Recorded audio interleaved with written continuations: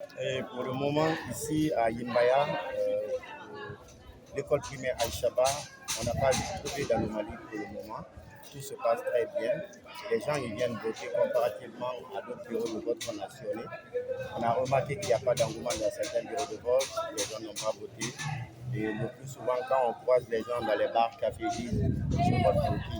Mais ce que nous pouvons dire à la population, c'est de voter, c'est de venir voter pour qu'on puisse choisir nos députés, nos maires, nos députés à l'Assemblée nationale. Mon mot de fin, c'est de remercier d'abord le gouvernement guinéen par rapport à l'organisation et les partis politiques qui ont eu le courage aussi de participer à ces élections. Et je demanderai aussi à la population, comme je l'ai dit, de venir voter. C'est un droit, il faut le faire. Il faut venir voter pour qu'on puisse demain matin, je ne peux pas dire que je n'ai pas choisi tel maire ou tel maire. C'est le bon moment de venir voter pour celui-là que tu veux choisir dans ta commune ou dans ta circonscription. Ça nous permettra, en fait, c'est la Guinée qui gagne dans tout ça.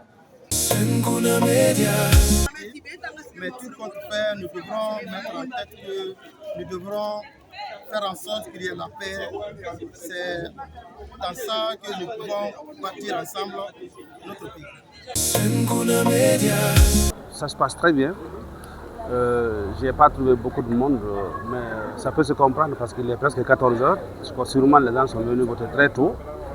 Bon, moi, je viens d'arriver, c'est un devoir, c'est un droit. Voilà, je viens de finir de voter. Et voilà, ça s'est très bien passé. Voilà, j'appelle tous les citoyens guinéens qui sont recensés, qui ont leur carte électorale, de venir voter. C'est un droit civique et on ne doit pas jouer avec. Voilà, c'est un truc qu'il faut respecter, il faut voter. Voilà, c'est la démocratie. Ça, c'est le signe de la démocratie, c'est le vote.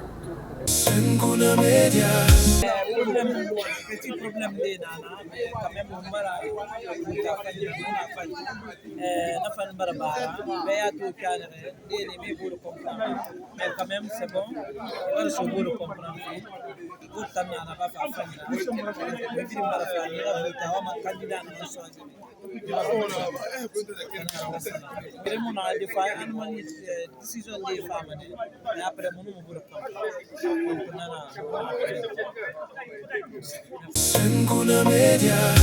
Bon, pour ce cas, je pourrais préciser que ça pourrait être à défaut des déplacements que les gens ont effectués.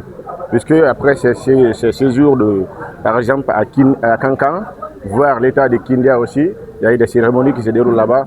La maman est à Kankan et aussi à Kindia, la situation aussi qui est là-bas. Donc cela peut empêcher quelques citoyens de venir à temps dans leur bureau de vote.